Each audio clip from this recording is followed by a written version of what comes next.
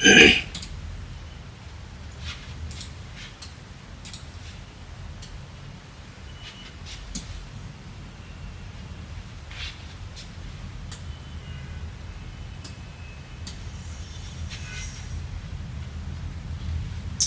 আলাইকুম।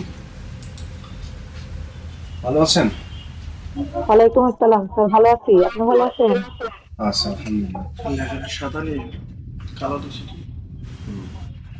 আজকে আমরা কি করব বলেন তো? আজকে আমরা কি করব বলেন? শব্দ করব। স্যার, শব্দ শব্দ করব। অনেক জোরে শব্দ হবে, হ্যাঁ নাকি? অনেক জোরে শব্দ হবে, শব্দের মধ্যে এই সবের আলোচনা আসবে। আচ্ছা, শব্দকে আমরা বিভিন্ন দিক থেকে বিভাজন করব, বিভিন্ন দিক থেকে আমরা শব্দকে চিনব। তো প্রথমে হলো উৎপত্তি অনুসারে। উৎপত্তি অনুসারে শব্দকে ভাগ করা হয় 5 ভাগে: তৎসম, অর্ধ তৎসম, তদ্ভব, দেশি, বিদেশি। উৎপত্তি অনুসারে শব্দ কত প্রকার? 5 প্রকার। 5 প্রকার। এবার আসি গঠন অনুসারে। গঠন অনুসারে শব্দ, আচ্ছা এত বড় লাগবে না, কয় প্রকার বলেন তো? 3 প্রকার। গঠন অনুসারে 2 শব্দ প্রকার। 3 প্রকার। ও, সব গঠন জৈবিক। একটা হলো একটা হলো মৌলিক শব্দ, সাধিত শব্দ। মৌলিক, একটা হলো মৌলিক, আর একটা হলো সাধিত। অর্থ অনুসারে শব্দ কয় প্রকার? 3 প্রকার। কি কি?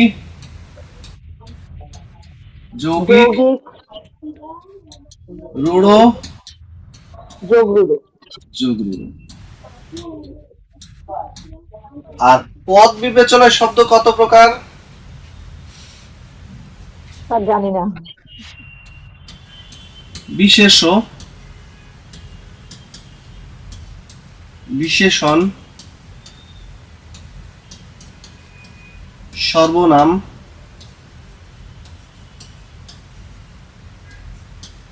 অব্যয়, সরি,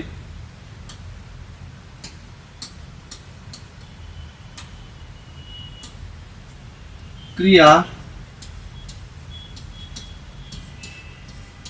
ক্রিয়া বিশেষণ,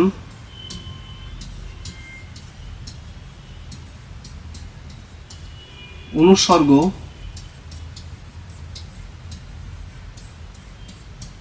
যোজক,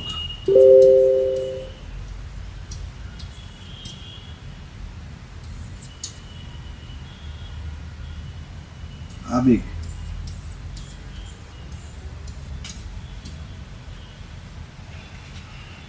অনুসর্গ, যোজক, আবেগ।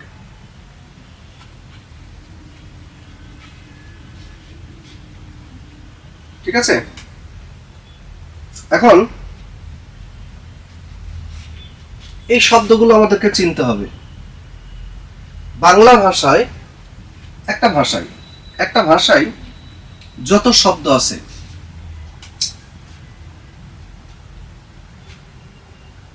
কখনো সব শব্দই নিজের হতে পারে, আবার কখনো যত শব্দ আছে এর মধ্যে কিছু শব্দ বিভিন্ন খান থেকে পাওয়া হতে পারে। ভাষাবিজ্ঞানী জনসন তিনি শব্দকে মানুষের সাথে তুলনা করেছেন। মানুষের যেমন একটা দেহ আছে আর একটা তার আত্মা আছে, এমন তো হতে পারে না যে মানুষের দেহ আছে আত্মা নাই, সেটা মানুষ হতে পারে? সেটা লাশ হয়ে যাবে, মানুষ হবে না, জীবিত মানুষ হবে না। আত্মা আছে, দেহ নাই, ও কি হবে? এটা হবে ঘোস্ট, ভূত। আত্মা ছাড়া দেহ, দেহ ছাড়া আত্মা হতে পারে না। তো মানুষের যেমন এই দুইটা অপরিহার্য উপাদান থাকতে হয়, একটা শব্দ হতে গেলে অপরিহার্য উপাদান হলো সেটার গঠন এবং অর্থ থাকতেই হবে, যে কোনো ভাষার যে কোনো শব্দের ক্ষেত্রে। কিন্তু এর বাইরে উৎপত্তির যে দিকটা, এটা সব ভাষার জন্য দরকার হয় না। দরকার হয় আমাদের মতো দরিদ্র ভাষা গোষ্ঠীর লোকজনের জন্য। কেন? কারণ আমাদের বাংলা ভাষায় যে শব্দ রয়েছে প্রায় ১৬ লক্ষ। এই ১৬ লক্ষ শব্দের মধ্যে সবই আমাদের না। এর মধ্যে এই ১৬ লক্ষ শব্দ আমরা বাংলা ভাষায় যে পেয়েছি, কোথা থেকে পেয়েছি, ডক্টর সুনীতি কুমার চট্টোপাধ্যায় এটার একটা উৎস অনুসন্ধান করতে চেষ্টা করেছেন। তিনি বলেছেন উৎপত্তি অনুসারে শব্দ ৫ প্রকার: তৎসম, অর্ধ তৎসম, তদ্ভব, দেশি বিদেশি। এর মধ্যে আমাদের হলো দেশি, আর বাকি যা আছে সব অন্য খান থেকে, বিভিন্ন খান থেকে আমরা পেয়েছি। তো আমাদের বাংলা ভাষার জন্য উৎপত্তির দিকটা আলোচনা করতে হয়, যেহেতু আমাদের অধিকাংশ শব্দ আমরা কি বিভিন্ন খান থেকে পেয়েছি। তো কোন কোন উৎস থেকে শব্দগুলো পেয়েছি এবং কোন উৎসের পরিমাণ কত, সুনীতি কুমার চট্টোপাধ্যায় এটার একটা আনুপাতিক হারও নির্ধারণ করার চেষ্টা করেছেন। যেমন তৎসম, আমি এখানে আলোচনা করি। তৎসম, তৎ মানে তার, সম মানে সমান। তৎসম মানে হলো তার সমান। তার সমান মানে কার সমান? সংস্কৃতের সমান। অর্থাৎ যে শব্দগুলো সংস্কৃত ভাষায় ব্যবহার হয়েছে বা সংস্কৃত ভাষার শব্দ, এগুলোকে যখন হুবহু কোন রকমের পরিবর্তন ছাড়া আমরা বাংলা ভাষায় ব্যবহার করছি, তখন সেটাকে বলা হয় তৎসম শব্দ। চন্দ্র, হস্ত, গৃহিণী, এগুলো হলো তৎসম শব্দ। কিভাবে বুঝবেন আপনি এটা তৎসম শব্দ? একটা শব্দকে আপনি কিভাবে বুঝবেন এটা তৎসম শব্দ?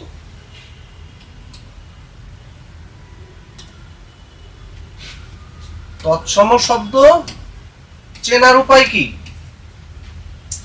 তৎসম শব্দ চেনার উপায় হলো, আমি বলবো, আপনারা পরে আরেকবার শুনে নেবেন, শুনে নিয়ে লিখে নেবেন, লিখতে গেলে সময় পাবো না।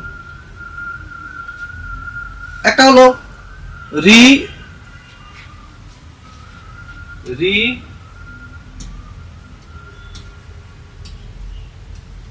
র, মূর্ধন্য ষ, ক্ষীয়, রিকার, রফলা, রেপ, তারপরে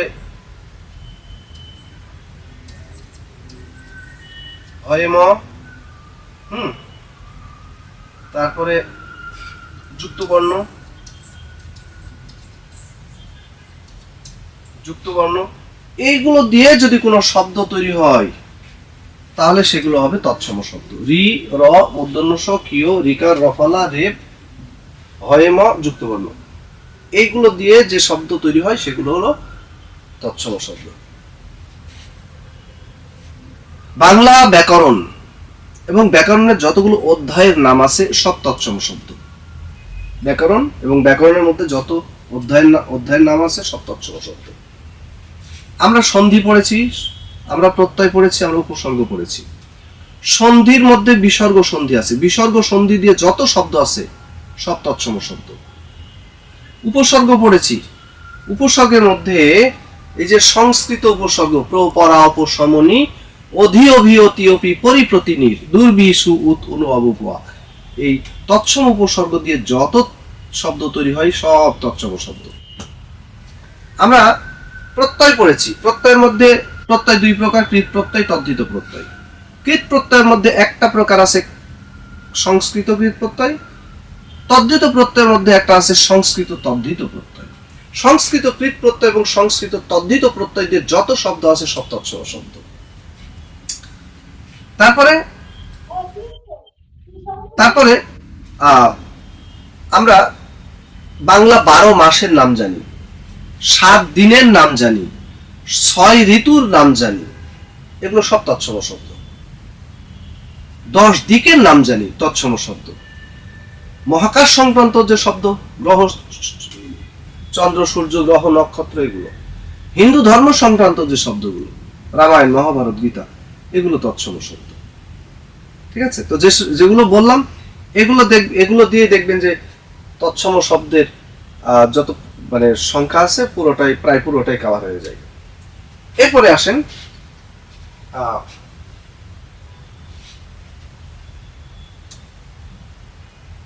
অর্ধ তৎসম। অর্ধ তৎসম কোনটা? অর্ধ মানে আধা, তৎসম মানে সংস্কৃত, আধা সংস্কৃত। সেটা আবার কি?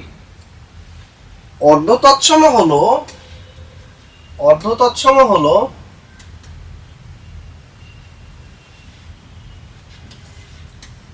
অর্ধ তৎসম হলো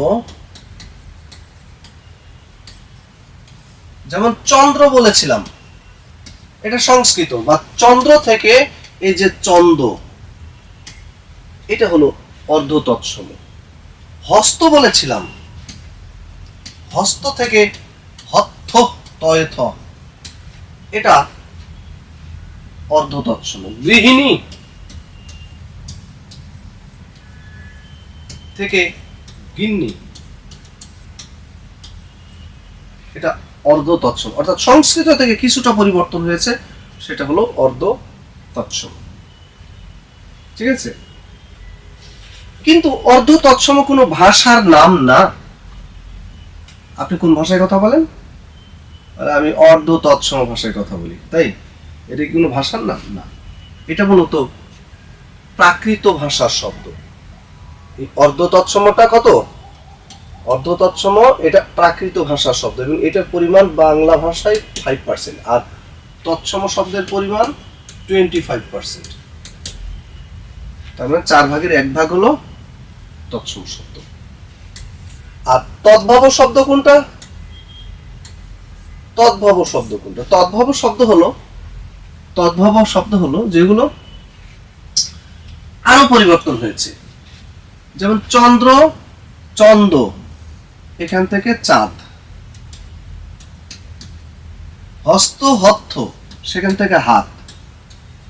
এগুলো হলো তদ্ভব শব্দ। অর্থাৎ মূলটা ছিল সংস্কৃত, সেখান থেকে আসলো প্রাকৃত, সংস্কৃত থেকে প্রাকৃত, প্রাকৃত থেকে আসলো তদ্ভব। এই তদ্ভব শব্দের আর এক নাম কিন্তু খাঁটি বাংলা শব্দ। খাঁটি বাংলা, তার মানে খাঁটি বাংলা শব্দ আর দেশি শব্দ কিন্তু এক না, দেশি শব্দ আলাদাই। তদ্ভব শব্দকে খাঁটি বাংলা শব্দ বলা হয়েছে, এবং ডক্টর সুনীতি কুমার চট্টোপাধ্যায় এটা বলেছেন যে তদ্ভব শব্দ এগুলো খাঁটি বাংলা শব্দ। কেন? কারণ অনেক পদ পরিবর্তন করে, চন্দ্র সেখান থেকে চন্দ্র, চন্দ, এটা চন্দ্র, হ্যাঁ চন্দ্র না চন্দ্র, চন্দ্র চন্দ সেখান থেকে চাঁদ, হস্ত হত্থ সেখান থেকে হাত। এই যে পরিবর্তন, অনেকগুলো পদ পরিবর্তন করে এখানে এসেছে। সোনা পোড়ালে যেমন খাঁটি হয়, তো অনেক কাঠখড় পুড়িয়ে এই অবস্থায় এসেছে, এই জন্য এগুলোকে বলা হয়েছে তদ্ভব শব্দ। তৎ মানে তার, ভব মানে উৎপন্ন, তার থেকে উৎপন্ন। কার থেকে? সংস্কৃত, মূলটা হলো সংস্কৃত। ঠিক আছে, তাহলে তদ্ভব শব্দের আর এক নাম হলো খাঁটি বাংলা শব্দ, এবং এটার পরিমাণ কত পার্সেন্ট বলা হয়েছে? 60%। ওকে,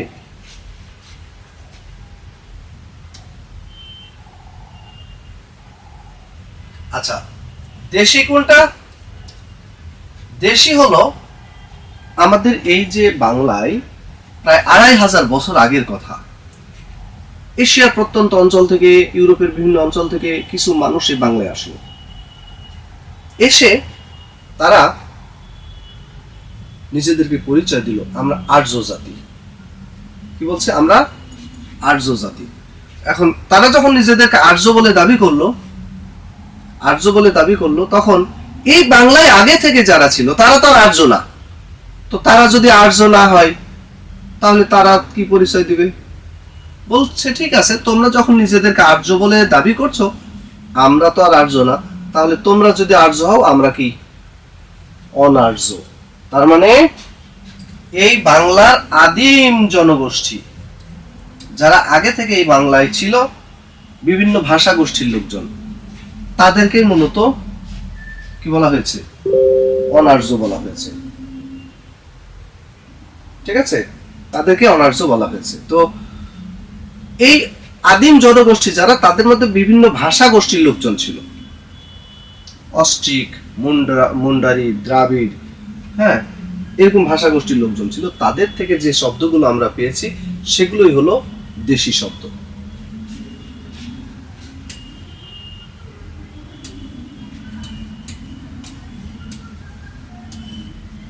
তো একটা গল্প বলি, হ্যাঁ।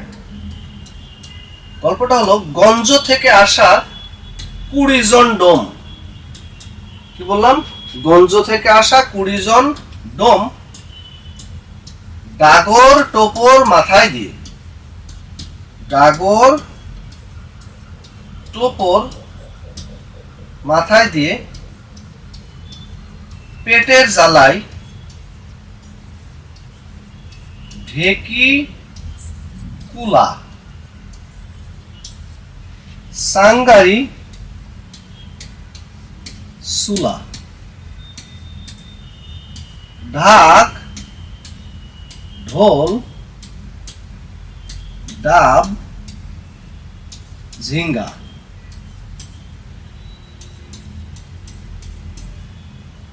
ও চুঙ্গা নিয়ে ডাঙ্গায় উঠে টঙের মাচায় বসলো। বসে দেখলো একটা চিল ডিঙ্গার খুঁটির ওপর বসে গঙ্গার দিকে তাকিয়ে আছে। কি হলো কথাটা? আরেকবার বলি গল্পটা। গঞ্জ থেকে আসা 20 জন ডোম ডাগর টোপর মাথায় দিয়ে পেটে জ্বালাই ঢেকি কুলা চাঙ্গারি চুলা ঢাক ঢোল ডাব ঝিঙ্গা ও চুঙ্গা নিয়ে ডাঙ্গায় উঠে টঙের মাচায় বসলো। বসে দেখলো একটা চিল ডিঙ্গার খুঁটির ওপর বসে গঙ্গার দিকে তাকিয়ে আছে।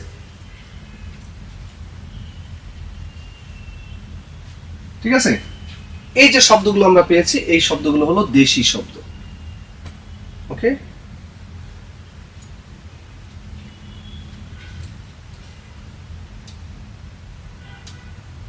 তো এবার আসেন বিদেশি শব্দ। আচ্ছা, বিদেশি শব্দ আমি আলাদাই লিখি।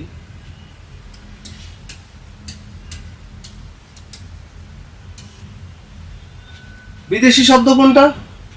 আমাদের এই বাংলায় বিভিন্ন মতলব নিয়ে বিভিন্ন দেশ থেকে লোকজন এসেছিল। যেমন এই বাংলায় এসেছে অর্থনৈতিক, বাণিজ্যিক, রাজনৈতিক, ধর্মীয় বিভিন্ন কারণে বিভিন্ন দেশ থেকে লোকজন এই বাংলায় এসেছিল। তো তারা এই বাংলাকে শুষে চুষে একদম নিঃস্ব করে দিয়ে গেছে। আর যাওয়ার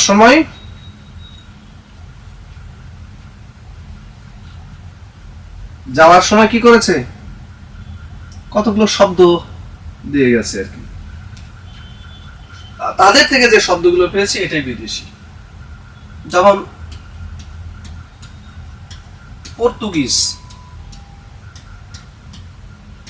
পর্তুগিজ একটা গল্প বলি। একজন পাদ্রী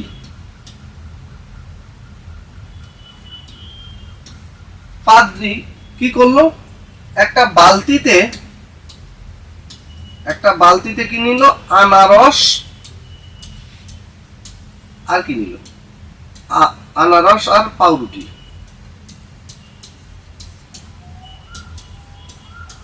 আনারস আর পাউরুটি ভর্তি বালতি নিয়ে যাচ্ছে। কোথায় যাবে? পাদ্রী কোথায় আর যাবে? গির্জায় গেল। তো গির্জার ভিতরে একটা গুদাম ঘর ছিল। সেই গুদাম ঘরের ভেতরে একটা আলমারি ছিল। সেই আলমারি খুলতে হবে কি দিয়ে খুললো? চাবি দিয়ে আলমারি খুললো। আলমারি খুলেছে কেন জানেন? কিছু কাটতে হবে, মানে কাটার জন্য কিছু লাগবে। এখন কাটবে কি? ওই যে আনারসটা কি কাটবে? কাটাকাটির জন্য তেমন কিছু পেল না, কতগুলো আলপিন আর পেরেক পেয়েছে। আলপিন পেরেক এখন আলপিন পেরেক দিয়ে তো আর আনারস কাটা যাবে না, তখন কি করলো, ওই যে আলপিন দিয়ে আনারসটাকে ইচ্ছে মতো খুচিয়ে খুচিয়ে রস বের হলো, পরে পাউরুটি দিয়ে ভিজিয়ে ভিজিয়ে খেয়ে ফেললো। ঠিক আছে? তো এই যে শব্দগুলো পেলাম, পাদ্রি, বালতি, আনারস, পাউরুটি, তারপরে গির্জা, গুদাম, আলমারি, চাবি, আলপিন পেরেক, এগুলো কি শব্দ বলেন? পর্তুগিজ। কি শব্দ? পর্তুগিজ। আরেকটা গল্প বলি।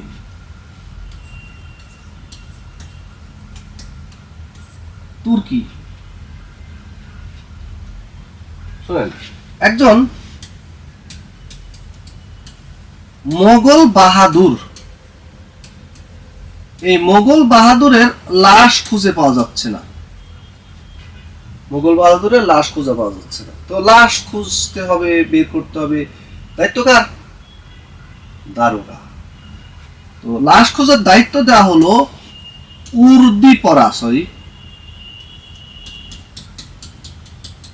উর্দি পরা একটা কোতকা দারোগাকে। কোতকা বোঝেন? এই যে এত বড় পেট, মেদ ভুড়ি কি করি, উর্দি পরা এক কোতকা দারোগাকে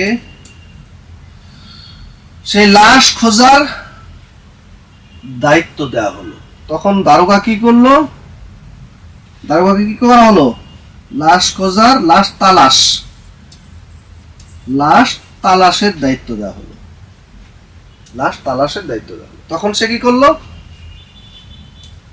কঞ্চি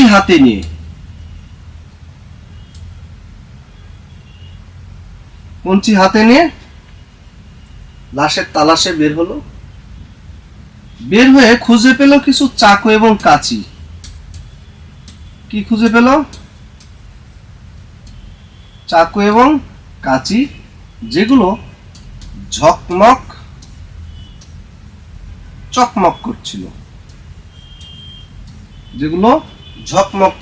করছিল।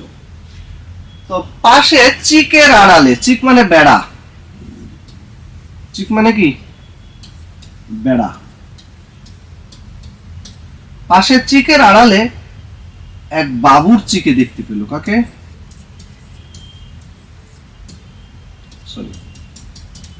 এক বাবুর্চিকে দেখতে পেল, যে বাবুর্চি তার খান সাহেবের খোকার জন্য কোরমা রান্না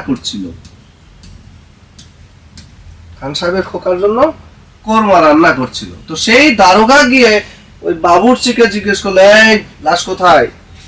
সে তখন উর্দু ভাষায় কুর্নিশ করে বলল।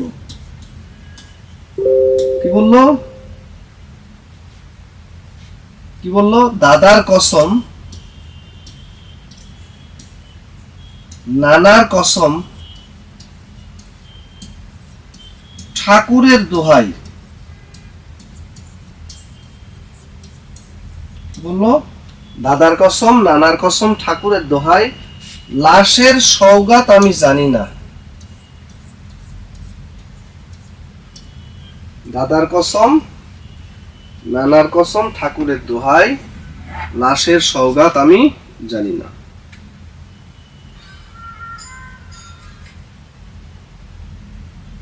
বুঝেছেন?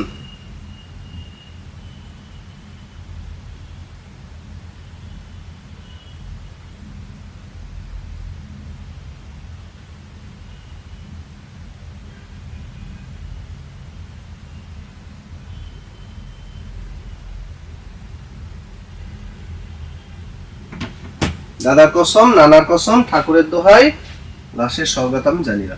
তাহলে এখানে এই যে মোগল বাহাদুর, লাশ, উর্দি, কোতকা, দারোগা, তালাশ, কঞ্চি, চাকু, কাঁচি, ঝকমক, চকমক, চিক, বাবুর্চি, খান, খোকা, কোরমা, উর্দু, কুর্নিশ, দাদা, কসম, নানা, ঠাকুর, দোহাই, সওগাত, কি শব্দ? এগুলো হলো তুর্কি ভাষার শব্দ। ঠিক আছে? এই বিদেশি শব্দগুলো পরীক্ষায় আসবে, এগুলো পড়তে হবে। তারপরে আপনাদের কি শব্দ শিখতে হবে? চীনা শব্দ শিখতে হবে। তারপরে তারপরে শিখতে হবে জাপানি, তারপরে শিখতে হবে জার্মানি, জাপানি, তারপরে শিখবেন ফ্রান্স, ফ্রান্স, ঠিক আছে? এটাকে ফ্রান্সের শব্দকে কি বলা হয়? ফরাসি, ফরাসি। তারপরে শিখতে হবে আরবি, ফার্সি, হ্যাঁ, আরবি, ফার্সি। তারপরে শিখতে হবে গুজরাটি, গুজরাটি। তারপরে ওলন্দাজ, বর্মি,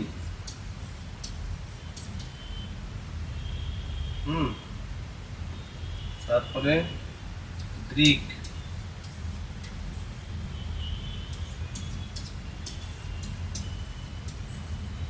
গ্রিক। এর মধ্যে আরবি ফার্সি ভাষার শব্দ বিদেশি ভাষার মধ্যে সবচেয়ে বেশি আমরা পেয়েছি। চীনা শব্দ যে চা, চিনি, লিচু, লুচি, এলাচি। তারপরে জাপানি শব্দ কুফো, কুম্ফো, ক্যারাতে। তারপরে রিক্সা, হারিকিরি, হ্যাঁ, হাসনাহিনা, এগুলো। তারপরে আরবি ফার্সি ভাষার শব্দ, এদেরকে আসলে আলাদা করা মুশকিল। আরবি আর ফার্সি চেহারা দেখলে মনে হবে দুই যমজ। আমরা আরবি শব্দ ব্যবহার করি আল্লাহ, ফার্সিতে বলা হয় খোদা।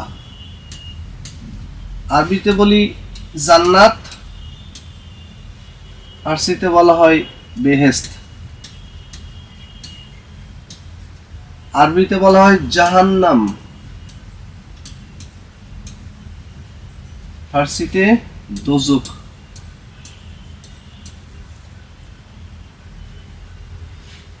আরবিতে সালাত, ফার্সিতে সালাত, নামাজ। আরবিতে সাওম, রোজা।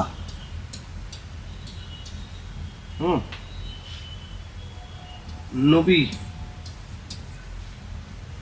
পয়গম্বর।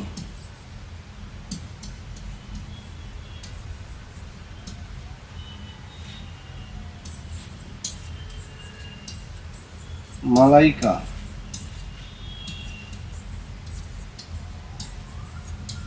ফেরেশতা। এই যে চেহারা দেখলে আসলে বোঝানো মুশকিল।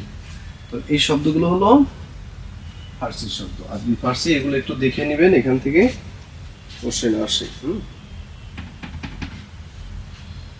আচ্ছা,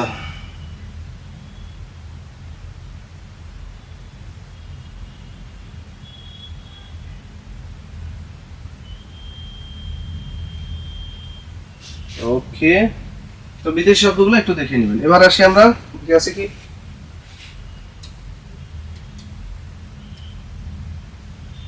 হ্যাঁ, উৎপত্তি অনুসারে গেল। এবার আসেন মৌলিক শব্দ। মৌলিক এবং সাধিত।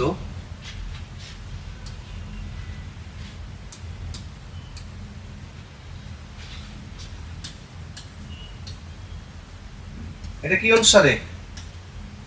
মৌলিক আর সাধিত কি অনুসারে বলেন তো? গঠন অনুসারে। হ্যাঁ, গঠন অনুসারে দুই প্রকার, একটা হলো মৌলিক শব্দ আর একটা হলো সাধিত শব্দ। মৌলিক শব্দ কোনটা?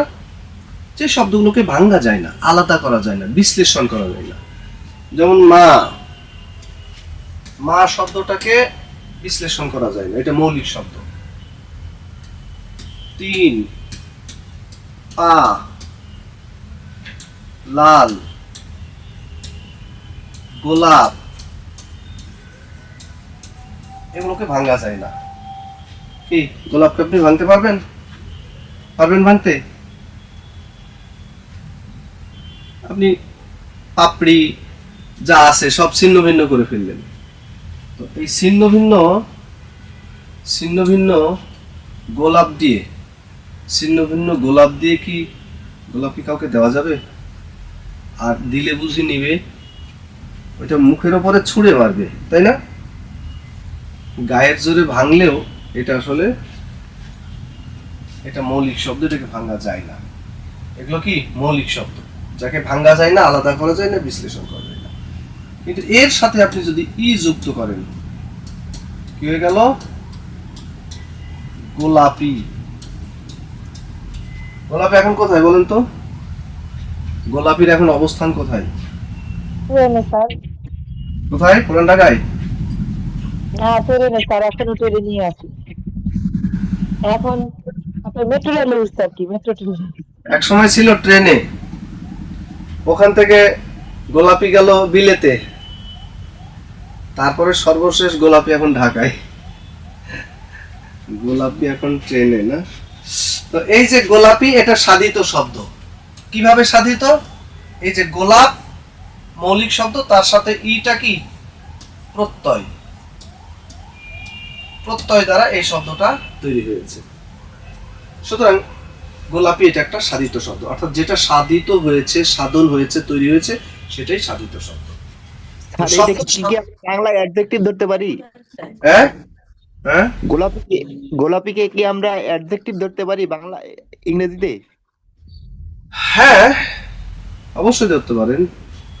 গোলাপিকে গোলাপের ইংরেজি কি? গোলাপি কালারকে ইংরেজিতে কি বলা হয়? রোজি। রোজি? না, এটাকে রোজি না, এটাকে বলা হয় পিঙ্ক পিঙ্ক। পিঙ্ক। হ্যাঁ, পিঙ্ক। তো এটা যে কোনো কালারই তো বিশেষণ, অ্যাডজেক্টিভ, ঠিক আছে? তাহলে গোলাপি এটা হলো সাধিত। তাহলে শব্দ যে সাধিত হয়, বিভিন্ন ভাবে শব্দ সাধিত হয়, তবে সাধিত শব্দকে মোটামুটি তিনটা প্রক্রিয়ায় শব্দ সাধিত হয়। একটা হলো প্রত্যয় দ্বারা। কি দ্বারা? প্রত্যয় দ্বারা, উপসর্গ দ্বারা, আর একটা হলো সমাস দ্বারা।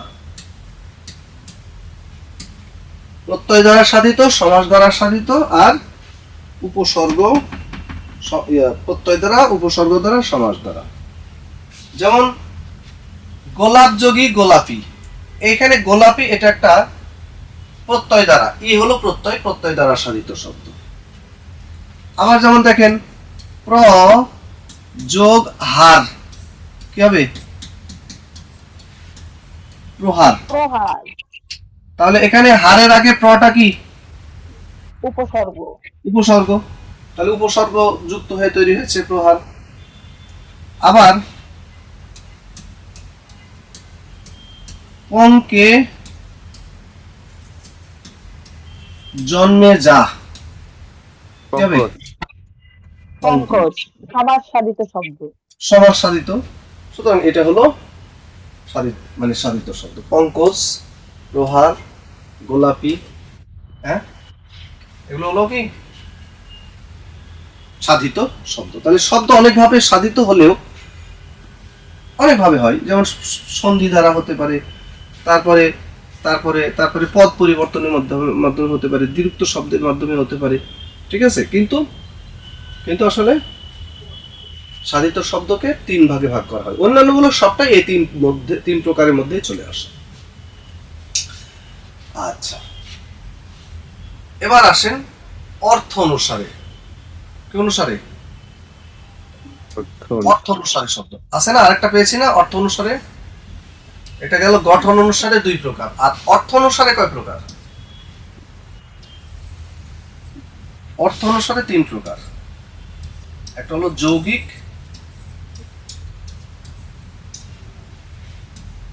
একটা হলো রূঢ় বা রূঢ়ীয় বলা হয়, আর একটা হলো যোগরূঢ়।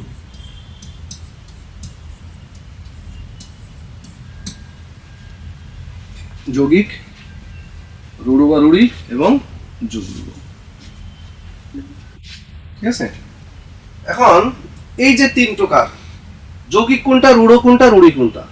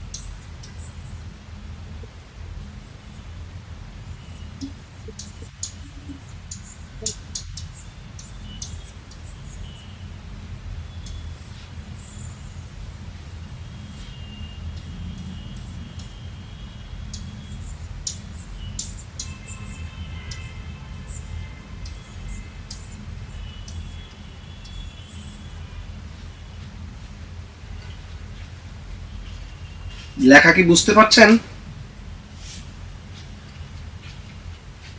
লেখা বুঝতে পারছেন?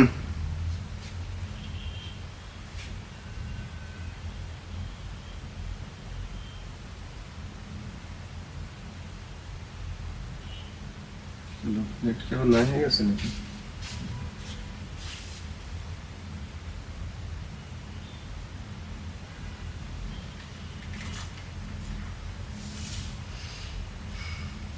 কই কি হলো?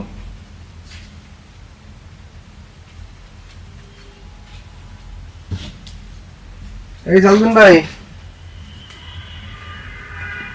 সালাউদ্দিন ভাই, একটু আসেন।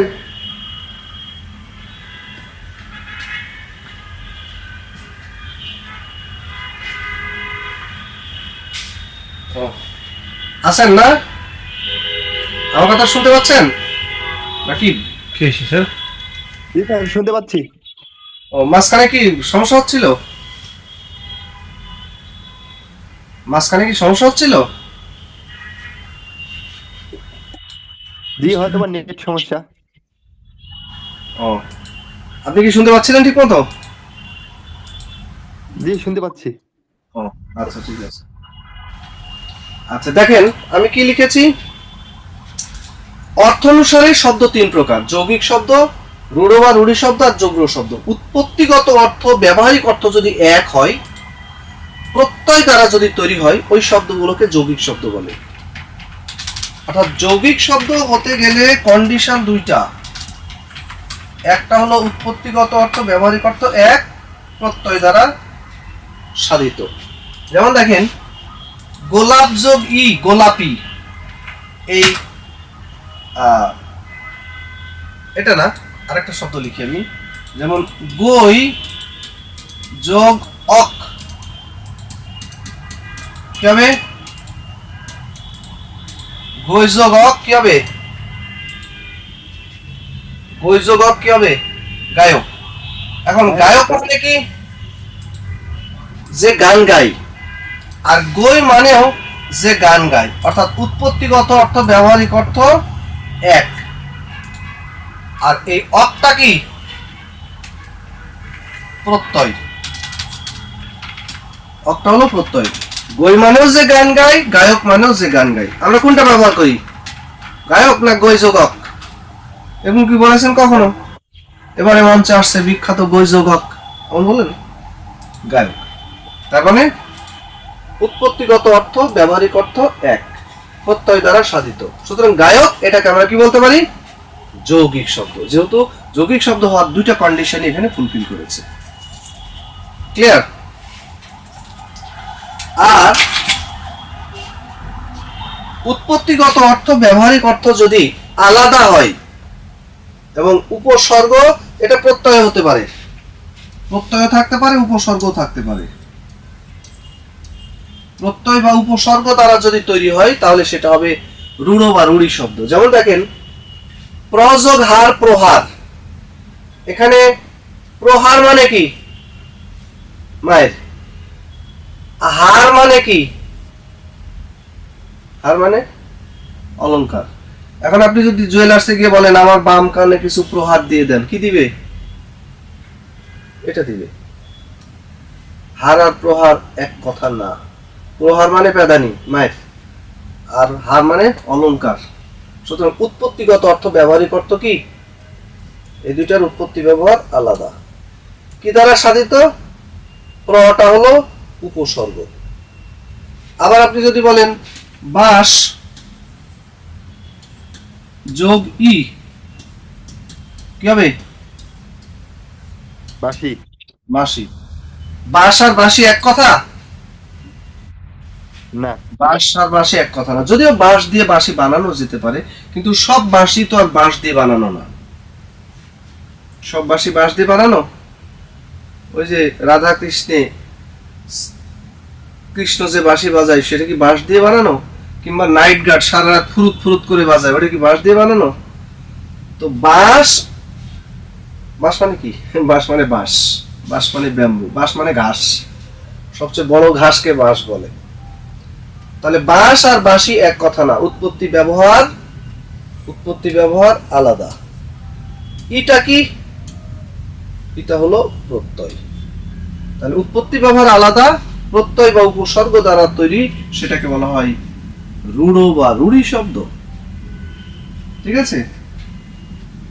আর যোগ্য কি? উৎপত্তিগত অর্থ অনেক, উৎপত্তিগত অর্থ অনেক, কিন্তু ব্যবহার ব্যবহার একটি বিশেষ অর্থে। উৎপত্তিগত অর্থ অনেক, কিন্তু ব্যবহার একটা বিশেষ অর্থে। যেমন যেমন অঙ্কে জন্মে যা, অঙ্কে জন্মে যা, অঙ্ক মানে কি? কাদা। কাদায় যেটা জন্ম নেয়, কাদায় তো অনেক কিছু জন্ম নেয়, শৈবাল, ছত্রাক, ব্যাকটেরিয়া, ভাইরাস, কচুরিপানা। তো আপনি কি করলেন? প্রিয়জনের প্রিয় দিবসে প্রিয় উপহার হিসেবে নিয়ে গেলেন এক গুচ্ছ কচুরিপানা। নিয়ে গিয়ে কি বললেন? Happy birthday to you. যাকে দিলেন সে কি বলবে বলেন? যাকে দিলেন সে কি বলবে বলেন? ওইটাই মুখের উপরে ছুঁড়ে মারবে। আপনি তাকে আশ্বস্ত করেন, আমি তো তোমার জন্য পঙ্কজ এনেছি, আমার পায়ের দিকে তাকিয়ে দেখো এখনো খাঁটি পঙ্ক লেগে আছে। বোঝানো যাবে এটা পঙ্কজ? যাবে না, কারণ পঙ্কে অনেক কিছুই জন্ম দেয় নেই, কিন্তু সবটাই পঙ্কজ না। পঙ্কজ বলতে স্পেশালি কাকে বুঝি আমরা? কাকে বলেন তো? পঙ্কজ বলতে কাকে বুঝি? পদ্ম। কাদা।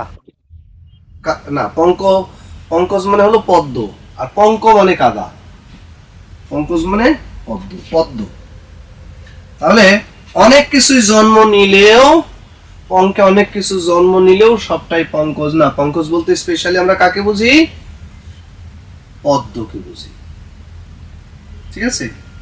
জল দেয় যে, তাকে কি বলবেন?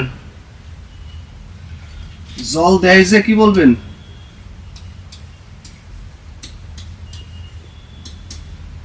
জলদ।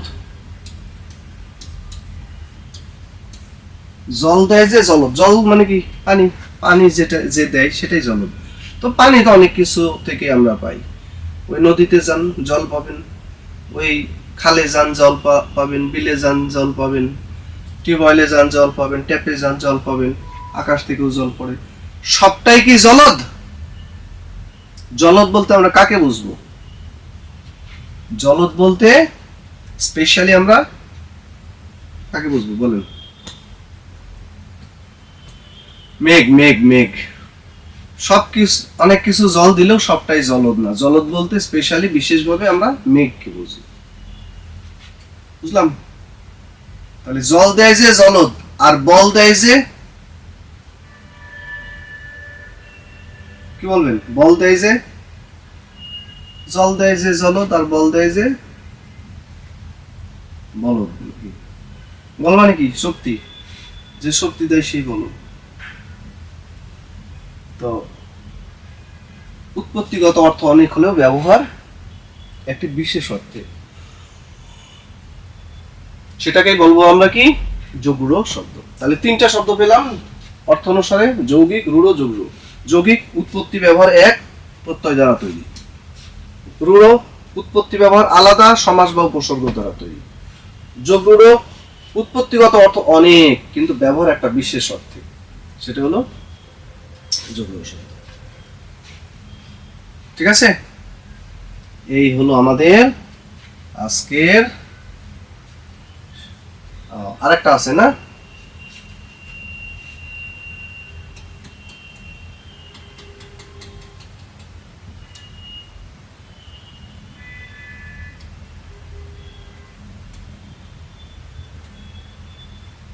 পদ বিবেচনায় শব্দ। পদ বিবেচনায় শব্দ কোনটা? আমরা এতদিন পড়েছি যে পদ 5 প্রকার: বিশেষ্য, বিশেষণ, সর্বনাম, অব্যয়, ক্রিয়া। আসলে পদগুলো যেগুলো, যাদেরকে আমরা পদ বলছি, এগুলো মূলত শব্দ। এটা পদ হিসাবে, পদ বিবেচনায় শব্দ, পদ হিসাবে এগুলোকে আমরা শব্দ হিসাবে ট্রিট করি। তো পদ বিবেচনায় শব্দকে 8 ভাগে ভাগ করা হয়েছে। নতুন যে বোর্ড ব্যাকরণ আপনারা দেখবেন, সেখানে পদ বিবেচনায় শব্দকে 8 ভাগে ভাগ করা হয়েছে। কি কি? বিশেষ্য, বিশেষণ, সর্বনাম, ক্রিয়া, ক্রিয়া বিশেষণ, অনুসর্গ যোজক। ঠিক আছে, তো বিশেষ্য কোনটা? আপনারা নাউন যেটাকে জানেন সেটাই হলো বিশেষ্য, বাংলায় বলছি আমরা। অর্থাৎ বিশেষ্য হলো যে কোনো নাম, যে কোনো নাম বিশেষ্য। তবে বিশেষ্য যে কোনো নাম বোঝালেও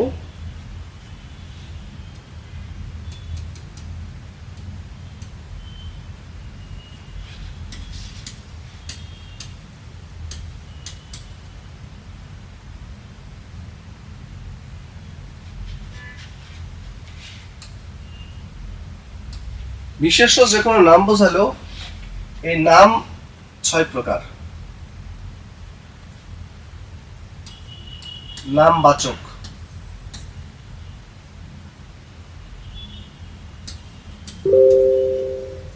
দুই নম্বর হলো জাতিবাচক,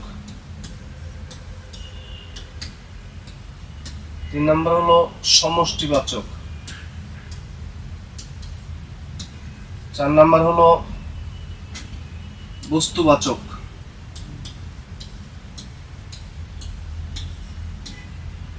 পাঁচ নম্বর হলো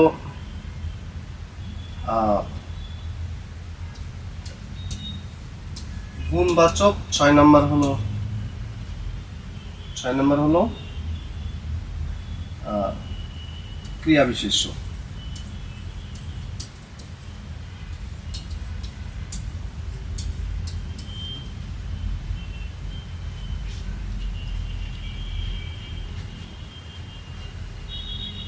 যেমন দেখেন,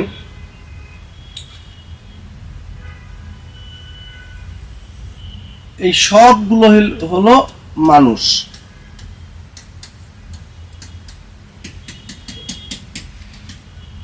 যত আছে সব মিলে মানুষ। তার মধ্যে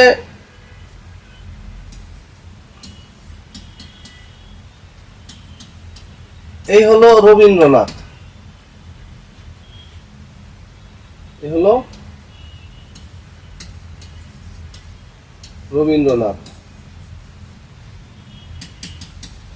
রবীন্দ্রনাথ, ঠিক আছে। আর এখান থেকে কয়েকজনকে নিয়ে আমরা কি বললাম, এখান থেকে কয়েকজনকে নিয়ে আমি বললাম শ্রোতা,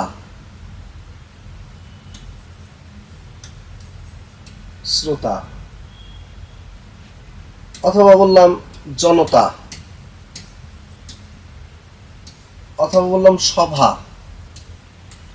অথবা বললাম দল। তো একটা পদের মানে একটা যে বিষয়টাকে বোঝায়, একটা শব্দ দ্বারা যে বিষয়টাকে বোঝায় তাদের সবাইকে যখন অন্তর্ভুক্ত করে তখন সেটাকে বলা হয় জাতি। আর একজন বোঝালে, একটা ব্যক্তি বোঝালে তখন সেটা হবে নামবাচক। আর এর মধ্যে থেকে কিছু বোঝালে তখন সেটা হবে সমষ্টিবাচক। একজন, একটা, এটা নাম।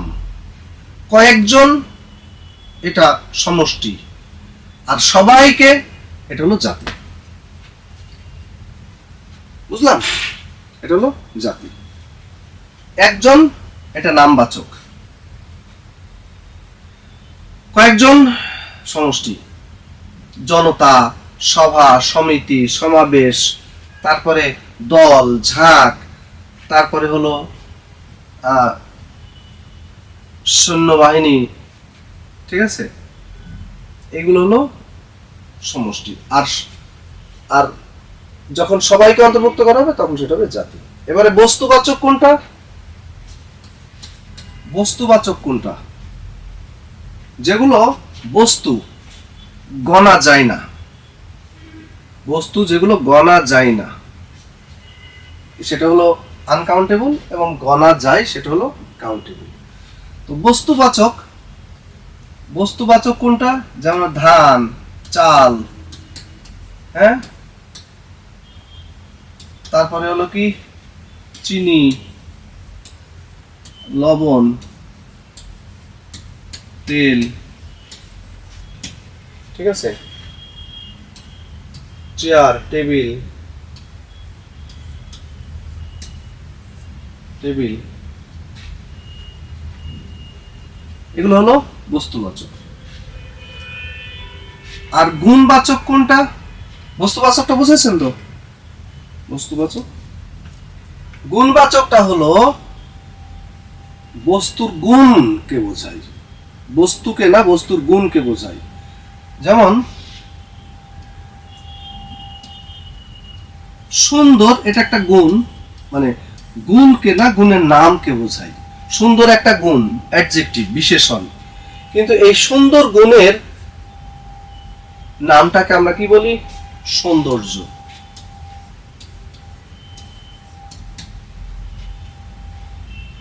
সুন্দর যে গুণ, এই গুণের নামটাকে আমরা বলি সৌন্দর্য। যেমন সুন্দর মেয়ের সৌন্দর্য আছে, তাহলে সুন্দর মেয়ে, এখানে সুন্দরটা অ্যাডজেক্টিভ, সৌন্দর্য এটা হলো নাম, গুণের নাম।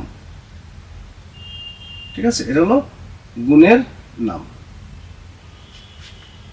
যেমন কালো একটা গুণ, কালো একটা গুণ, এই কালো গুণটাকে আমরা কি নামে ডাকবো? এটাকে কালত্ব, ইংরেজিতে কি বলে? ব্ল্যাকনেস।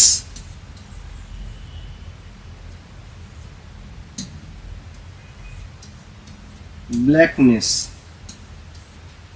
কিংবা হোয়াইটনেস। ঠিক আছে, এগুলো হলো নাম। ব্ল্যাকনেস কি নাউন না? হোয়াইটনেস নাউন না? তাহলে জি স্যার। এই যে গুণের নাম, ওটাকেই বলা হয় গুণবাচক বিশেষণ। আমরা তো গুণ বলছি না, আমরা গুণ খুঁজছি না, আমরা খুঁজছি নাম। তো গুণেরও নাম থাকে, গুণেরও নাম থাকে। সাদা, হোয়াইট, বাট সাদা গুণটাকে আমরা কি বলি? হোয়াইটনেস। বলে না হোয়াইটনেস বিউটি। তাহলে এই হোয়াইটনেস, এটা হলো গুণবাচক বিশেষ। কথা বুঝলাম?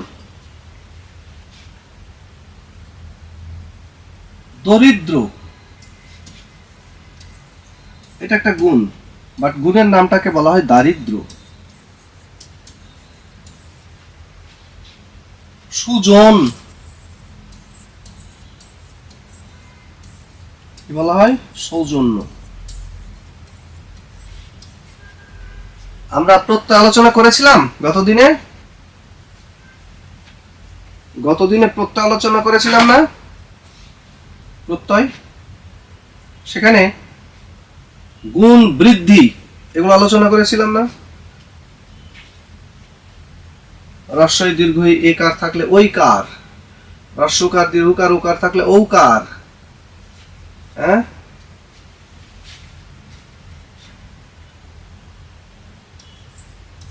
বিশ্ব,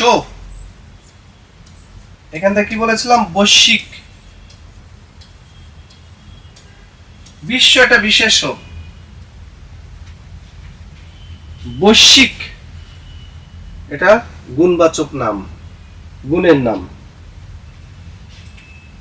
গ্রাম, গ্রাম্য, এটা গুণের নাম। ঠিক আছে, তো গুণের নামকে হলে বলা হয় বিশেষ হবে না স্যার? কোনটা? বিশেষণ হবে না? বৈশ্বিক। কোনটা? বৈশ্বিক এটা বিশেষণ নাকি বিশেষ্য? বিশেষ্য তো বিশ্ব, ওয়ার্ল্ড।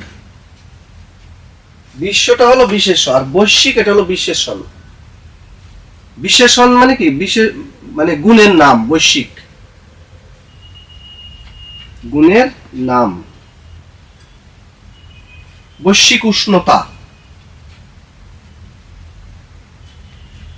দরিদ্র, এটা কি? একটা গুণ। আর দারিদ্র এটা কি? এটা গুণের নাম। এই দরিদ্র গুণটাকে বলা হয় দারিদ্র। নিসর্গ,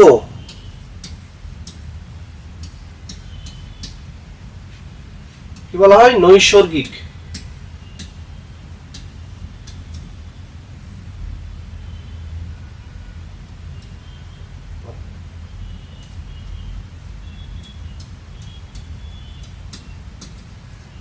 নৈসর্গিক।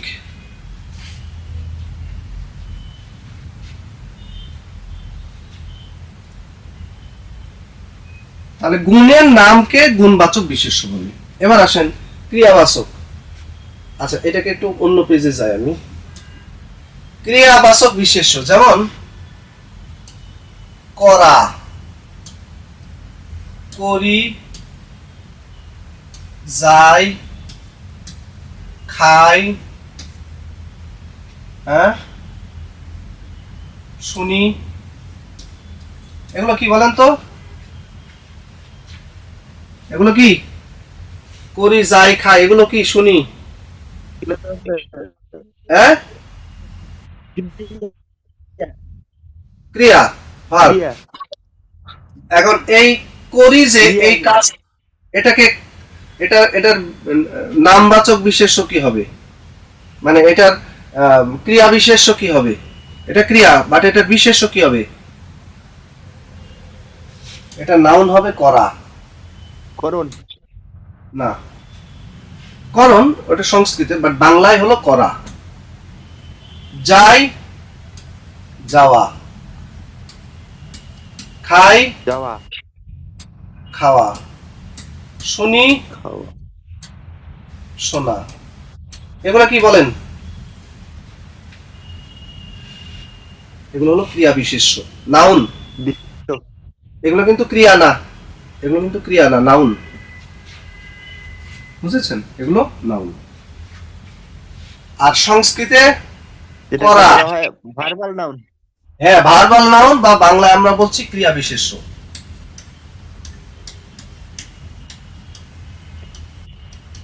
ঠিক আছে? বাংলা এটা ক্রিয়া বিশেষ্য, কিন্তু যদি সংস্কৃত বলি এটাগুলোকে কি বলবো বলেন? ওই যে করি, করা, এটা হলো করণ। তারপরে যাওয়া কি বলবেন? গমন। এগুলো হলো সংস্কৃত ক্রিয়া বিশেষ্য। খাওয়া কি বলবেন?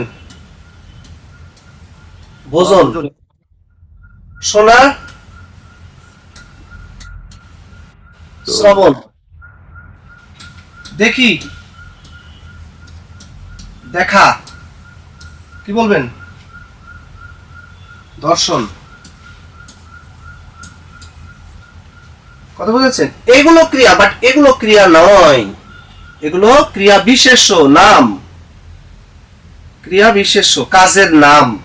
করা এটা কাজের নাম, করণ এটা কাজের নাম, যাওয়া আমরা কি বলি? এগুলোকে ক্রিয়া বলি, ক্রিয়া না। করা, যাওয়া, খাওয়া, ধরা, এগুলো ক্রিয়া না, এগুলো ক্রিয়া বিশেষ্য।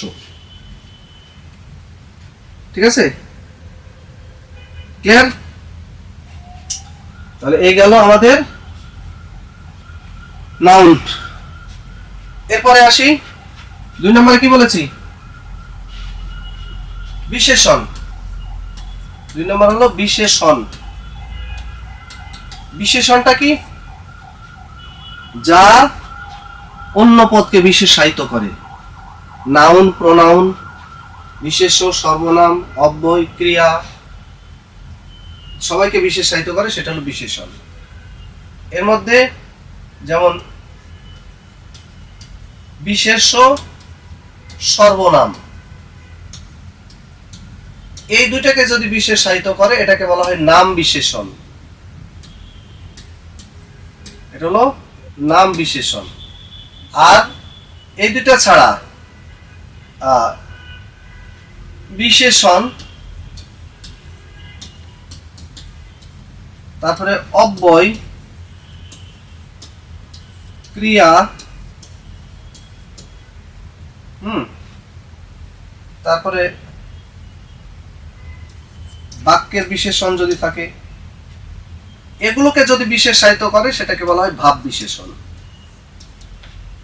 নাম বিশেষণ কাকে কাকে বিশেষায়িত করে? বিশেষ্য আর সর্বনামকে। যেমন বিশেষ্যকে যদি বিশেষায়িত করে, বিশেষ্যকে যেমন কি ঢাকা, এটা একটা বিশেষ্য। শহর এটা একটা বিশেষ্য, বাট একটা বিশেষ্যের আগে যখন আরেকটা বিশেষ্য বসে তখন সেটা কি হয়ে যায়, কি হয়ে যায় বলেন তো? এটাকে তখন আমরা কি বলবো? বিশেষণ হয়ে যায়।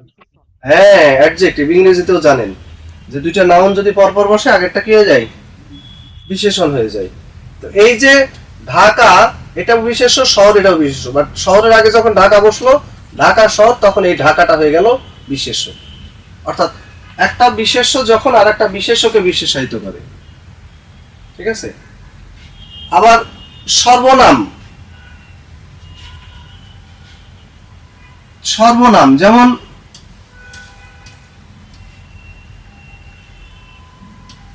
তুমি ছোট, ছোট লোক, তুমি ছোট লোক, এই তুমি সর্বনাম কাকে বিশেষায়িত করলো? ছোট লোককে। তো তুমি ছোট লোক এটা হলো সর্বনামের বিশেষণ। বিশেষণকে বিশেষায়িত করে, জি ভাই।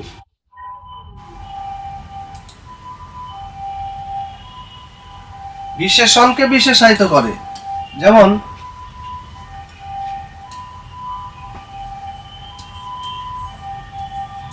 অতি দ্রুত, অতি দ্রুত, দ্রুতটা কি? যেমন অতি দ্রুত চলে, এই দ্রুত কাকে বিশেষায়িত করেছে? চলেকে। আর দ্রুতকে বিশেষায়িত করেছে কে? অতি। তাহলে অতি যখন এই বিশেষণ একটা বিশেষণকে বিশেষায়িত করে তখন তাকে বলা হয় বিশেষণের বিশেষণ। অব্যয়ের বিশেষণ কোনটা? অব্যয় যেমন হাজার বাহবা তোমায়। তো এখানে এই যে হাজার, এই বাহবা এটা হলো অব্যয়, বাহবার আগে বসেছে হাজার, সুতরাং এটা এই হাজার হলো অব্যয়ের বিশেষণ। শতধিক তারে, শতধিক, এই যে ধিক অব্যয়, তার আগে শত, শতধিক তারে। তাহলে এই যে শত, এই ধিক অব্যয়কে বিশেষায়িত করল। ক্রিয়া বিশেষণ, এই যে এখানে একটা উদাহরণ পেয়েছি, অতি দ্রুত চলে, এই চলেটা হলো ক্রিয়া, তার আগে দ্রুত, তো দ্রুত চলে, এই দ্রুত কাকে বিশেষায়িত করেছে? চলেকে। সুতরাং এই দ্রুতটা হলো ক্রিয়া বিশেষণ, যে বিশেষণটা ক্রিয়াকে বিশেষায়িত করে। বাক্যের বিশেষণ যেমন সৌভাগ্যবশত, সৌভাগ্যবশত কি ইয়ে লাগবে না? সৌভাগ্যবশত আমরা ফ্যাসিস্ট মুক্ত হয়েছি, ফ্যাসিস্ট মুক্ত হয়েছি। তাহলে এই যে আমরা ফ্যাসিস্ট মুক্ত হয়েছি, পুরো বাক্যটাকে বিশেষায়িত করলো সৌভাগ্যবশত। সুতরাং এই সৌভাগ্যবশত এটা হলো বাক্যের বিশেষণ। একটা বিশেষণ যখন পুরো বাক্যকে বিশেষায়িত করে তখন তাকে বলা হয় বাক্যের বিশেষণ। ওকে, এই গেল আমাদের বিশেষণ। তারপরে ক্রিয়া, ক্রিয়াবাচক পদ আমরা জানি যেটার দ্বারা কি কোনো কিছু হওয়া, করা, থাকা বোঝায়, সেটা হলো ক্রিয়া। ক্রিয়ার মধ্যে বিভিন্ন ভাগ আছে, কি কি আছে? সমাপিকা, অসমাপিকা। সমাপিকা এটার সম্পর্কে বলেছিলাম আগে, সমাপিকা, অসমাপিকা,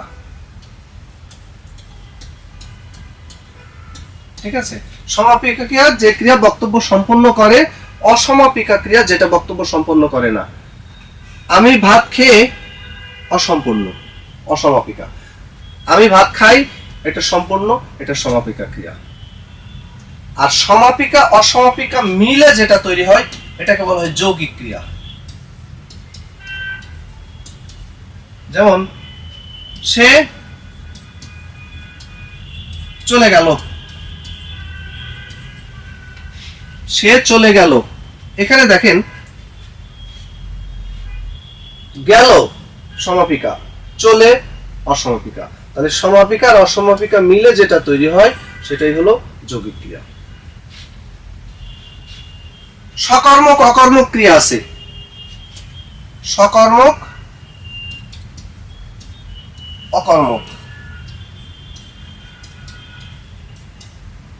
সকর্মক যার কর্ম আছে, অকর্মক যার কর্ম নাই। যেমন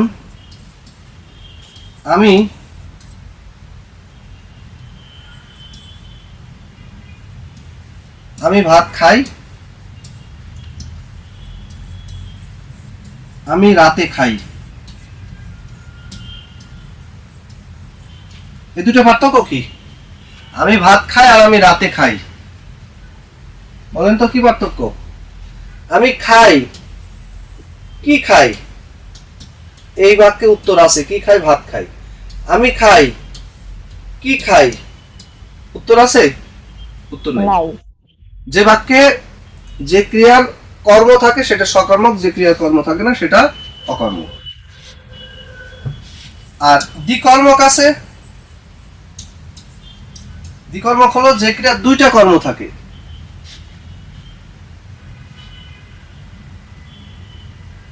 যেমন সে তার বন্ধুকে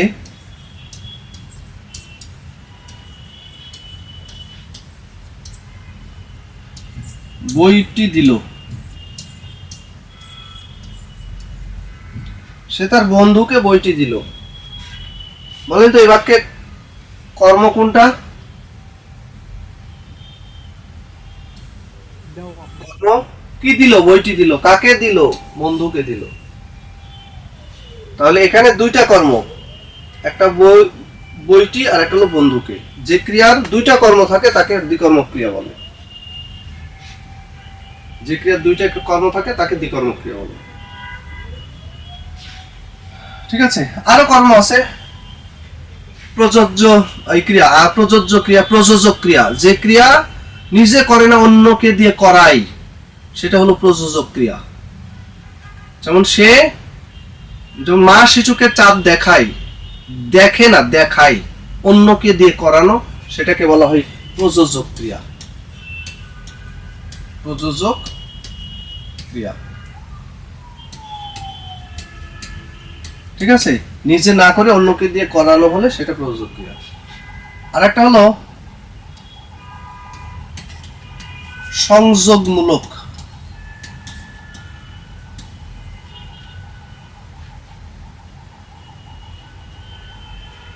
সংযোগমূলক ক্রিয়া কোনটা? এটা হলো যেমন হ, দে, পা, খা, ধর, মার, কাট, ছাড়, এগুলোর আগে যদি বিশেষণ অথবা ধনাত্মক অব্যয়,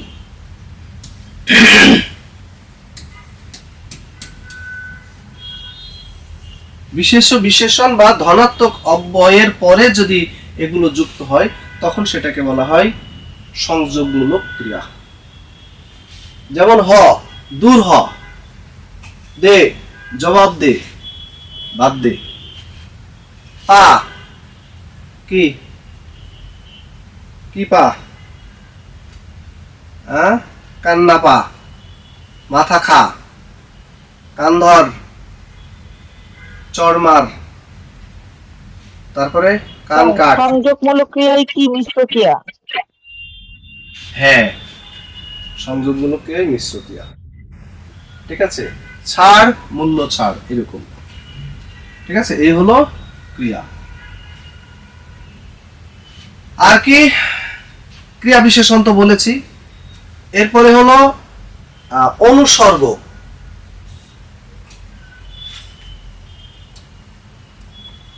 অনুসর্গ কোনটা?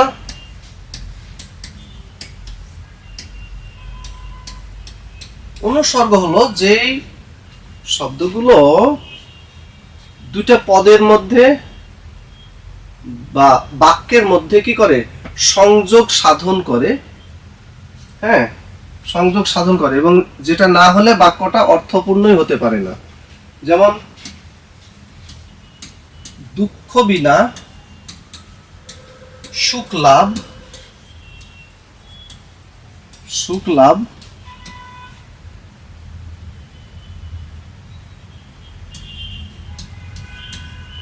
হয় কি মোহিতে,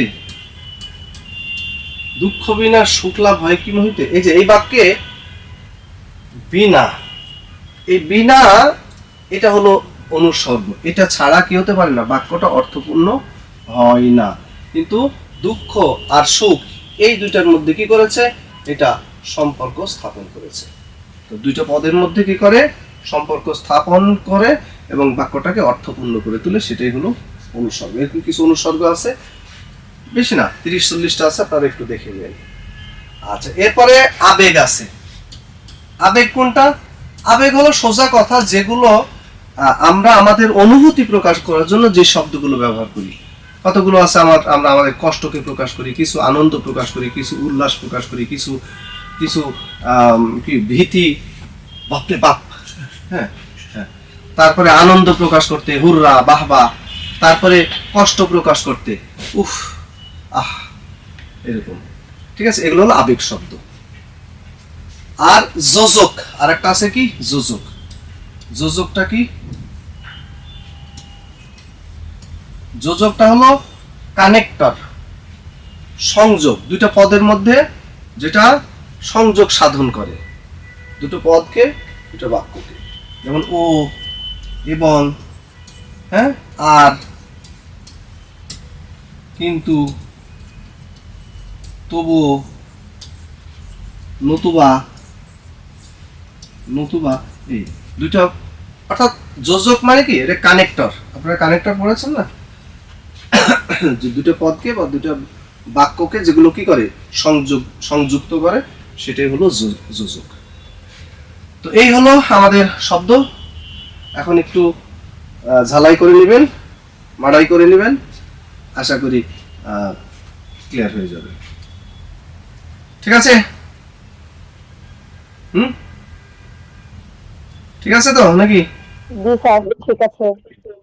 ওকে, তাহলে আজকে পর্যন্তই।